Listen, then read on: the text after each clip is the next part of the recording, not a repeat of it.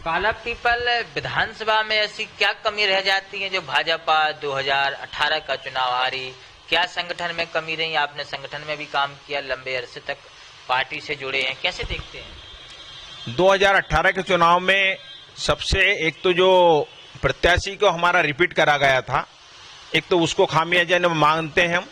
दूसरा, जो कांग्रेस ने 15 लाख रुपए की झूठी घोषणा करी थी, उस झूठी घोषणा के प्रलोभन में आके यहाँ की जनता भ्रम में आके हमारे प्रत्याशी हारा था। मूल कारण मैं ये समझता हूँ। नमस्कार, आप देखें राजधानी समाचार। बात की जाए मध्य प्रदेश के मालवा अंचल क्षेत्र की, मालवा का वो शाजापुर जिला और शाजापुर की एक विधानसभा है काला पीपल। अब काला पीपल तो वैसे ही चर्चित रहती है क्योंकि यहाँ पर कांग्रेस के विधायक हैं, युवा हैं, कुणाल चौधरी हैं। भाजपा कहीं न कहीं कुछ ऐसे कारण बस रहे जो यहाँ से चुनाव हारी है। बात करें 2023 की राजनीति की, 2023 में बहुत महत्वपूर्ण चुनाव है, हर व्यक्ति के लिए महत्वपूर्ण चुनाव है, हर पार्टी के लिए महत्वपूर्ण चुनाव है, क्योंकि कांग्रेस भी पूरा दम लगा रही है कि 2023 में का सरकार बनाया। भाजपा तो साथ साथ लगा ही रही है क्योंकि 2018 में भाजपा मध्य प्रदेश का विधानसभा चुनाव हारी थी। बात करें काला पीपल के, एक चेहरा है जो राजनीति में सक्रिय रहते हैं, 3 बार जिला पंचायत सदस्य बने हैं, एक छात्र जीवन से अपनी राजनीति शुरुआत की, युवा मोर्चा में भी काफी समय तक काम किया। लेकिन अब जब चुनाव नजदीक हैं तो अब विधानसभा की दौड़ में नवीन सिंधे भी किसी से पीछे नहीं है काला पीपल विधानसभा सीट से। सिंधे जी, शुरुआत तो सब करते हैं, किसी को पैतृक राजनीति मिलती है, किसी के पिताजी राजनेता रहते हैं, किसी की माताजी राजनेता रहते हैं, किसी के पारिवारिक राजनीति में रहते हैं। आप एकदम से आए वह यहाँ शुरुआत की, आप काला पीपल रहते हैं, जिला पंचायत में खड़े हुए, कोई वैसा बैकग्राउंड नहीं है परिवार का, कैसे संघर्ष किया, कैसे दिन बार जीत रहे? राजनीति में मेरी शुरुआत छात्र राजनीति से हुई थी और छात्र राजनीति में मैंने ग्रामीण क्षेत्रों में ग्रामीण छात्रों के बीच में रहा और उसके तुरंत बाद मैंने युवा मोर्चा में काम करा। उसके पश्चात में सीधे जिला पंचायत सदस्य के रूप में सबसे पहले वार्ड नंबर 9 से लड़ा, तो 9 नंबर में सारे ग्रामीणों का आशीर्वाद रहा और 9 नंबर से जीत के आया। फिर उसका आरक्षण चेंज होने के बाद वार्ड नंबर 10 से मैं जाके चुनाव लड़ा। वो चूंकि काफी भारतीय जनता पार्टी कभी जीतती नहीं थी, मुस्लिम एरिया था और भारतीय जनता पार्टी से हूं तो इसलिए थोड़ा संभावना कम थी, पर उधर भी लगभग सब लोगों ने सहयोग करा, ग्रामीणों ने, वहां जीत के आया। इस बार चूंकि मुझे तीसरी बार अवसर मिला था तो तीसरी बार पार्टी में किसी कारणवश मेरा टिकट से मुझे वंचित कर दिया था। पर क्षेत्र में सामाजिक समीकरण नहीं होकर मुझे नकार दिया गया था, पर मैंने निर्दलीय के रूप में, प्रत्याशी के रूप में इस बार चुनाव लड़ा।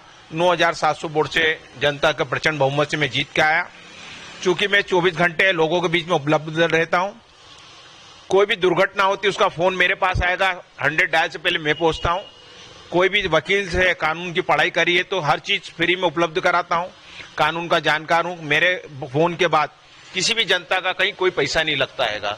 हर समय 24 घंटे काला पीपल क्षेत्र में मैं उपलब्ध रहता हूं। काला पीपल विधानसभा में ऐसी क्या कमी रह जाती है जो भाजपा 2018 का चुनाव हारी?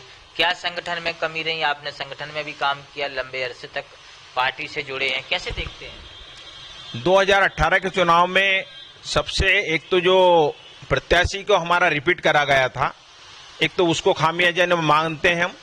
दूसरा, जो कांग्रेस ने 15 लाख रुपए की झूठी घोषणा करी थी, उस झूठी घोषणा के प्रलोभन में आके यहाँ की जनता भ्रम में आके हमारे प्रत्याशी हारा था। मूल कारण मैं ये समझता हूँ। 2023 का विधानसभा चुनाव है, 2023 में तमाम नेता तैयारी कर रहे हैं, आप भी एक अपनी दौड़ में लगे हैं, जनसेवा में लगे हैं, जनसेवा करते करते या जनता के बीच भी जा रहे हैं। क्या आपने ऐसा मन बना लिया कि 2023 में अगर पार्टी अगर आपको टिकट देती है तो क्या नवीन सिंधे काला पीपल से अपने आप को तैयार हैं चुनाव लड़ने की स्थिति में? हमारे जो विधानसभा है इसमें 265 पोलिंग बूथ हैं, लगभग 165 पोलिंग बूथ से मैं चुनाव लड़के जीत चुका हूं और तैयारी की बात नहीं, मैं तो 24 घंटे तैयार हूं, तैयार रहता हूं और 100% में 15 से 20 हजार वोट से चुनाव विजय हो जाऊंगा। मुझे कोई शंका नहीं है, जनता के काम और मेरे काम पे पूरा विश्वास है।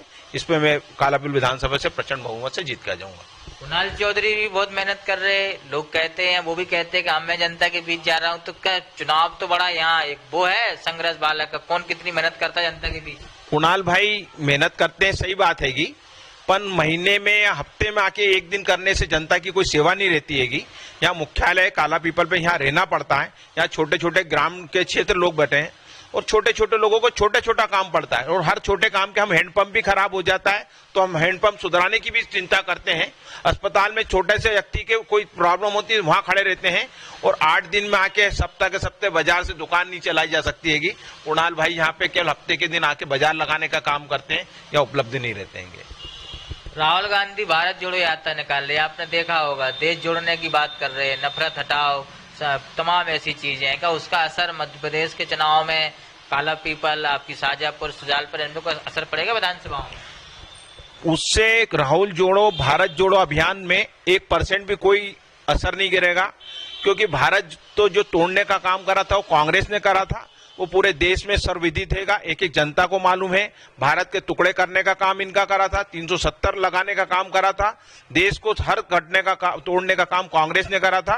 और कांग्रेस को जो राहुल गांधी भारत जोड़ो का यात्रा का नाम दिया उसे कांग्रेस जोड़ो कहते तो बहुत अच्छा रहता, क्योंकि कांग्रेस आज पूरे चिन्ह बिन टुकड़े में बढ़ गई हैगी।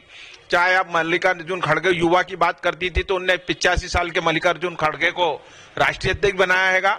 मध्य प्रदेश में भी अविश्वास प्रस्ताव लाई थी अभी कांग्रेस में, आपने भोपाल में सदन में देखा होगा, जो इसके यहाँ के प्रदेश के अध्यक्ष माननीय कमलनाथ जी वही सदन छोड़ के अविश्वास में भग गए थे। कांग्रेस मध्य प्रदेश में कहीं भी नहीं बची है, कोई संभावना भी नहीं है, और महात्मा गांधी का सपना पूरा होगा, कांग्रेस मुक्त भारत होगा। एक बड़ा सवाल रहता है, एक बड़ा सवाल इसलिए है क्योंकि जब शिंदे एक महाराष्ट्र से आए, अपनी सिंगल राजनीति और कोई जाति समुदाय नहीं, कोई समाज का वोट नहीं है, 3 बार जिला पंचायत चुनाव जीतना और 3 बार लगातार क्षेत्र में काम करना, तो ऐसे आप अपनी राजनीति का आदर्श किसे मानते हैं? मैं वास्तव में मेरा आदर्श के रूप में माननीय शिक्षा मंत्री आदरणीय इंदर सिंह जी परमार जो हैं, उनने हमको उनके साथ अधिकतर काम करने का सौभाग्य मिला। उनसे सुशासन और सुव्यवस्था करने का और जनता के लिए तत्पर रहने का मार्गदर्शन के रूप में मैं आदरणीय इंदर सिंह जी परमार को मानता हूं। काला पीपल विधानसभा क्षेत्र की जनता के लिए अब क्या संदेश देना चाहते हैं? नया साल भी निकल गया और चुनाव भी है, नई रणनीति बन रही है, क्या संदेश रहेगा? काला पीपल की जनता और क्षेत्र की जनता को यही संदेश है कि माननीय नरेंद्र मोदी जी, माननीय शिवराज सिंह चौहान ने जितनी हितग्राही योजना है, चाहे लाडली लक्ष्मी बेटी की हो, चाहे आयुष्मान कार्ड योजना हो, हर योजना का पूरा लाभ लें आप, और इस सरकार की हर योजना में हम आपके साथ तत्पर खड़े रहेंगे, और इस योजना से जनता का भला होगा। बाकी की किसी भी सरकार की झूठी कांग्रेस की घोषणा से कोई भला नहीं होगा, और आज भला होने के लिए जितनी सरकार की योजना उस सब का आप लाभ लें, और सरकार की हर योजना का आप लाभ लें, यही कहना चाहिए। नवीन शिंदे जी हमारे साथ थे। राजनीति में धीरे धीरे शाजापुर जिले की राजनीति में उभरता एक चेहरा है, लेकिन देखना होगा 2023 विधानसभा चुनाव में क्या भारतीय जनता पार्टी का टिकट देती है तो क्या स्थिति बनती है काला पीपल विधानसभा की। काला पीपल विधानसभा भी कांग्रेस के पास है, भाजपा भी चाहती है हम भी जीते हैं, वो कांग्रेस भी चाहती है दोबारा हम जीते। महत्वपूर्ण है प्रत्याशी कौन सही है और कौन क्षेत्र में काम कर रहे हैं, महत्वपूर्ण रहेगा। राजधानी समाचार ने विश्वकर्मा की रिपोर्ट, कैमरामैन हर्ष कुशवाहा के साथ काला पीपल, शाजापुर जिला, Madhya Pradesh. Subscribe now and press the bell icon. Never miss an update.